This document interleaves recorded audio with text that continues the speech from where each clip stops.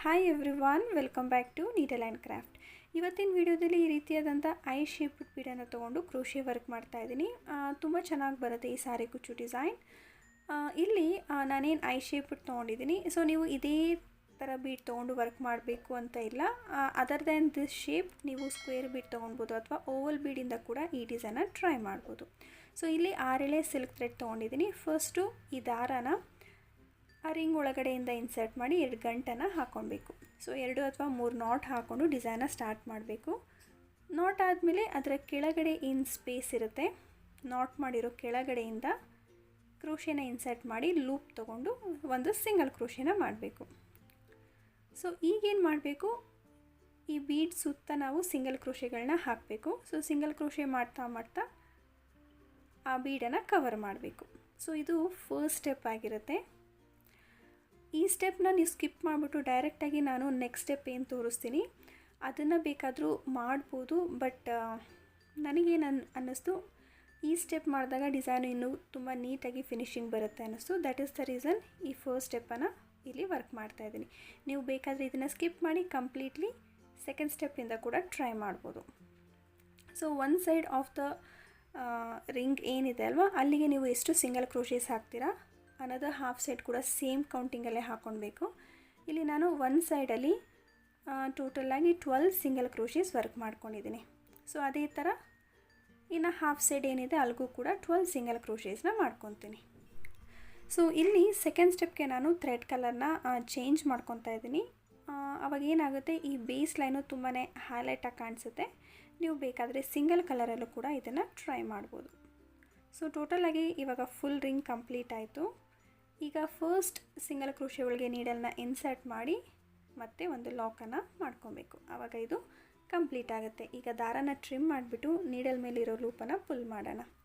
So ನಾನು ಆಗಲೇ ಹೇಳಿದೆ ಅಲ್ವಾ, ನೆಕ್ಸ್ಟ್ ಸ್ಟೆಪ್ಪನ್ನು ಬೇರೆ ಕಲರಲ್ಲಿ ವರ್ಕ್ ಮಾಡ್ತಾಯಿದ್ದೀನಿ ಅಂತ. ಇದನ್ನು ಕೂಡ 6 ಎಳೆ ಇದೆ. ಸೊ ಎರಡನ್ನೂ ಸೇರಿಸ್ಕೊಂಡು ಈ ರೀತಿ ನಾಟ್ ಮಾಡ್ಕೊಬೇಕು. 1 ಅಥವಾ 2 ನಾಟ್ ಮಾಡ್ಕೊಳ್ಳಿ ಸಾಕು. ಲೇಟರ್ ಆನ್ ಎಕ್ಸಸ್ ದಾರ ಏನಿರುತ್ತೆ ಅದನ್ನೆಲ್ಲ ನಾವು ಫ್ಯಾಬ್ರಿಕ್ ಗ್ಲೂಯಿಂದ ಫಿನಿಶಿಂಗ್ ಮಾಡ್ಕೊಬೋದು. ಸೊ ನಾನಿಲ್ಲಿ ಜಸ್ಟ್ 1 ನಾಟ್ ಮಾಡ್ಕೊಂಡಿದ್ದೀನಿ. ಹಾಗೆ ರಿಂಗನ್ನು ಟರ್ನ್ ಮಾಡ್ಕೊಂಡಿದ್ದೀನಿ. ಟರ್ನ್ ಮಾಡ್ಕೊಂಡಾಗ ಏನಾಗುತ್ತೆ, ನಾವೇನು ಸಿಂಗಲ್ ಕ್ರೋಶೇಸ್ ವರ್ಕ್ ಮಾಡಿದ್ದೀವಿ ಅದರ ರಾಂಗ್ ಸೈಡ್ ಬಂದು ನಮಗೆ ಇನ್ನೂ ಕ್ಲೀನಾಗಿ ವಿಸಿಬಲ್ ಇರುತ್ತೆ, ಈಸಿಯಾಗಿ ವರ್ಕ್ ಮಾಡ್ಬೋದು. ಸೊ ನೋಡಿ, ಹಾಗಾಗಿ ನಾನು ರಿಂಗನ್ನು ಟರ್ನ್ ಮಾಡ್ಕೊಂಡಿದ್ದೀನಿ. ಸೊ ಟರ್ನ್ ಮಾಡ್ಕೊಂಡಾದಮೇಲೆ ಟಿಪ್ಪಲ್ಲಿ ಏನು ಫಸ್ಟ್ ಸಿಂಗಲ್ ಕ್ರೋಶೆ ಇರುತ್ತೆ, ಸೊ ಅದರ ಒಳಗಡೆ ನೀಡಲ್ನ ಇನ್ಸರ್ಟ್ ಮಾಡಿ ಈ ದಾರಾನ ತೊಗೊಂಡು ಒಂದು ಲಾಕ್ ಮಾಡಿ 2 ಚೈನ್ಸನ್ನು ಹಾಕ್ಕೊತೀನಿ.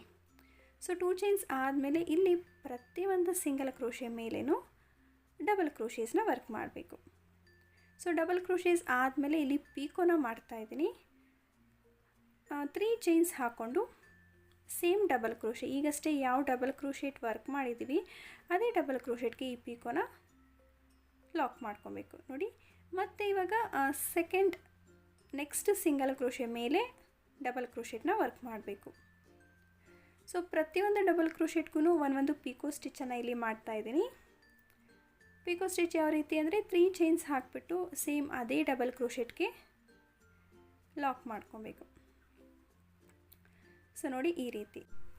ಇಲ್ಲಿ ನಿಮಗೆ ಪೀಕೋಸ್ ಬೇಡ ಅಂತ ಹೇಳಿದ್ರೆ ನೀವು ಅದನ್ನು ಸ್ಕಿಪ್ ಮಾಡಿಕೊಂಡು ಜಸ್ಟ್ ಡಬಲ್ ಕ್ರೋಶೇಸ್ನ ವರ್ಕ್ ಮಾಡ್ಬೋದು. ಬಟ್ ಅದು ತುಂಬ ಪ್ಲೇನ್ ಅನಿಸುತ್ತೆ.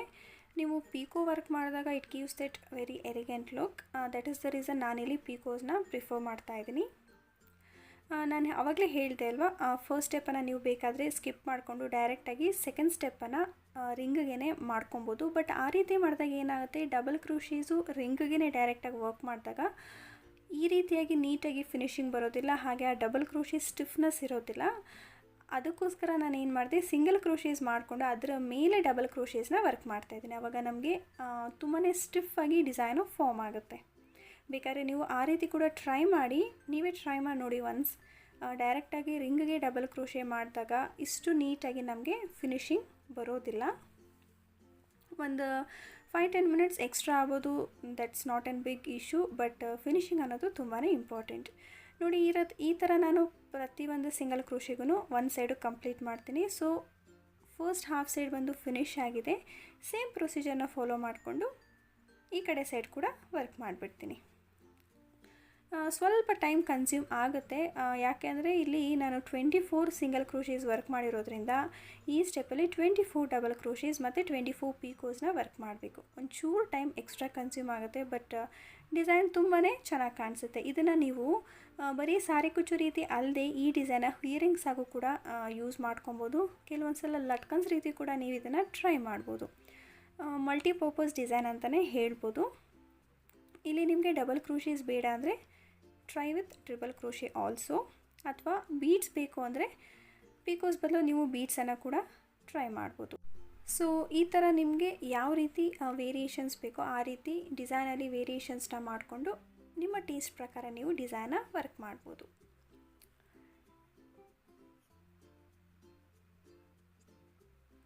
ಸೊ ಇದೇ ಥರ ನಾನು ಫುಲ್ ಈ ರಿಂಗನ್ನು ಕಂಪ್ಲೀಟ್ ಮಾಡ್ಕೊತೀನಿ. ಸೊ ಕಂಪ್ಲೀಟ್ ಆದಮೇಲೆ ನೆಕ್ಸ್ಟ್ ಸ್ಟೆಪ್ ಏನು ಅಂತ ನಿಮಗೆ ತೋರಿಸ್ತೀನಿ. ಸೊ ಇದನ್ನು ಫಿನಿಷ್ ಮಾಡ್ಕೊತೀನಿ. ಕಂಪ್ಲೀಟ್ ಆಯಿತು. ಈಗೇನು ಮಾಡಬೇಕು, ಫಸ್ಟ್ ಡಬಲ್ ಕ್ರೋಶೆಯಲ್ಲಿ ಫಸ್ಟ್ ಪೀಕೋ ಇತ್ತಲ್ವ, ಸೊ ಅದರ ಒಳಗಡೆ ಮತ್ತೆ ನಾವು ನೀಡಲ್ನ ಇನ್ಸರ್ಟ್ ಮಾಡಿ ದಾರ ತೊಗೊಂಡು ಒಂದು ಲಾಕ್ ಮಾಡಿಬಿಡೋಣ. ಸೊ ಆವಾಗ ಅದು ಜಾಯ್ನಿಂಗ್ ಆಗುತ್ತೆ. ಮತ್ತು ದಾರನ ಟ್ರಿಮ್ ಮಾಡಿಬಿಟ್ಟು ನೀಡಲ್ ಮೇಲಿರೋ ಲೂಪನ್ನು ಪುಲ್ ಮಾಡಬೇಕು. ಸೊ ಈಗ ನಮಗೆ ಏನು ಜಾಬ್ ಅಂತ ಹೇಳಿದ್ರೆ ಈ ಎಕ್ಸಸ್ ದಾರನೆಲ್ಲ ನೀಟಾಗಿ ಫಿನಿಶಿಂಗ್ ಮಾಡ್ಕೊಬೇಕು. ಅದು ತುಂಬಾ ಇಂಪಾರ್ಟೆಂಟ್ ಆಗುತ್ತೆ. ಟ್ರಿಮ್ ಮಾಡಿರೋದನ್ನು 1-2 ಗಂಟೆ ಹಾಕ್ಕೊಂಡು ನೆಕ್ಸ್ಟು ನಾವು ಎಕ್ಸಸ್ ದಾರನ ಕಟ್ ಮಾಡ್ಕೊಬೇಕು. ಸೊ ನೋಡಿ, ದಾರನ ಕಟ್ ಮಾಡಿಕೊಂಡು ಹಿಂದ್ಗಡೆಗೆ ನಾನು ಸ್ವಲ್ಪ ಫ್ಯಾಬ್ರಿಕ್ ಗ್ಲೂ ಹಾಕ್ಬಿಟ್ಟು ಇದನ್ನು ಸ್ಟಿಕ್ ಮಾಡ್ಕೊತೀನಿ.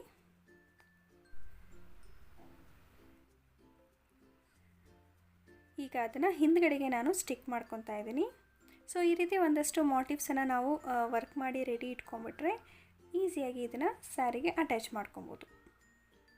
ಸೊ ಇವಾಗ ನೆಕ್ಸ್ಟ್ ಸ್ಟೆಪ್ಪಲ್ಲಿ ನಾನು ಹೇಗೆ ಇದನ್ನು ಅಟ್ಯಾಚ್ ಮಾಡೋದು ಅಂತ ಒಂದು ಸ್ಯಾಂಪಲ್ ಲೀಸ್ ಮೇಲೆ ತೋರಿಸ್ತೀನಿ. ಇಲ್ಲಿ ಅಟ್ಯಾಚ್ ಮಾಡೋದಕ್ಕೆ ಈ ರೀತಿಯಾದಂಥ ಬೀಡ್ಸನ್ನು ತೊಗೊತಾ ಇದ್ದೀನಿ. ಬೀಡ್ಸ್ ಬಂದು completely up to your choice. ನಿಮಗೆ ಯಾವ ರೀತಿ ಯಾವ ಸೈಜ್ ಬೀಡ್ ಬೇಕೋ ಅದನ್ನು ನೀವು ಚೂಸ್ ಮಾಡ್ಕೊಬೋದು.